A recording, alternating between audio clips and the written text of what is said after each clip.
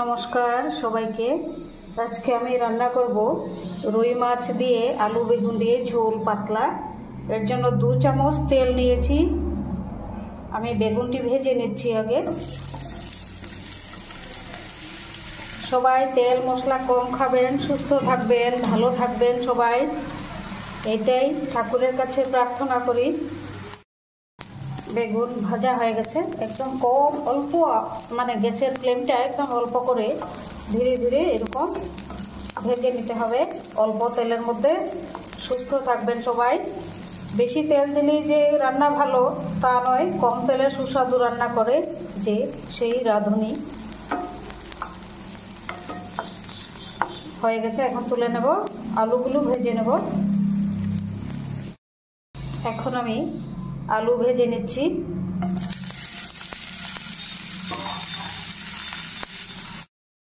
আলু ভাজা হয়ে গেছে, এখন রান্না করে নেব রুই মাছ দিয়ে আলু বেগুন দিয়ে ঝোল।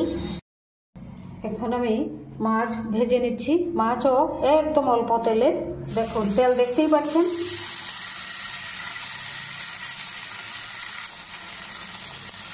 বেশি তেল দিলেই যে ভালো রান্না তা নয়, শরীরের প্রচণ্ড ক্ষতি, প্রচণ্ড। মাছও সাতলানো হয়ে গেছে, দেখুন এই তেলের মধ্যে আরও 10-12টি মাছের পিস সাতলানো যাবে, ভাজা করা যাবে।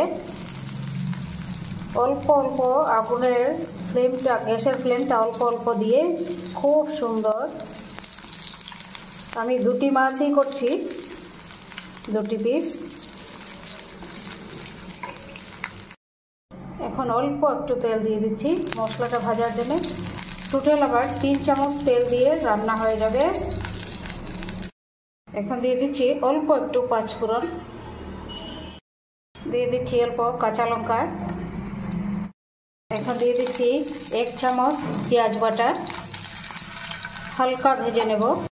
1/2 চামচ আদা বাটা, 1/2 চামচ, এটি একটু ভেজে নেব, তারপরে মশলা দেব। এখন দিয়ে দিচ্ছি 1 চামচ জিরে বাটা। পেঁয়াজ আর জিরে ভাজা হয়ে গেছে, এখন হলুদ দিয়ে দিচ্ছি আধা চামচ, তারপর দিয়ে দিচ্ছি 1 চামচ লাল লঙ্কা পাউডার। এটি এখন খুব ভালো করে আরও 2 মিনিট ভেজে নেব। মশলা ভাজা হয়ে গেছে, এখন আমি দিয়ে দিচ্ছি লবণ 1 চামচ। এটি কোনো পেশেন্টকে খাওয়ালেও ক্ষতি হবে না, কম মশলা কম তেল। এখন দিয়ে দিচ্ছি আলু ভাজাগুলি, আর একটু ভেজে তারপর বেগুন দিয়ে ঝোল দিয়ে দেব। এখন আমি ঝোল দিয়ে দিচ্ছি।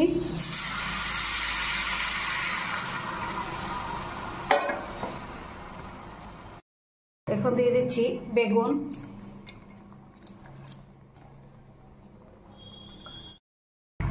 আমার চ্যানেলটি আপনারা সাবস্ক্রাইব করবেন, লাইক করবেন, শেয়ার করবেন, কমেন্ট করবেন। আর এরকম সুস্থ থাকবেন। এরকম পাতলা তরকারি খেয়ে, তেল মশলা খেলে খুব শরীরের খারাপ হয়। দেখুন এত কম তেল, 3 চামচ তেল, টোটাল 3 চামচ তেল দিয়ে রান্না করেছি, তাও বেশি লাগছে দেখতে। এখন মাছগুলি দিয়ে দিচ্ছি।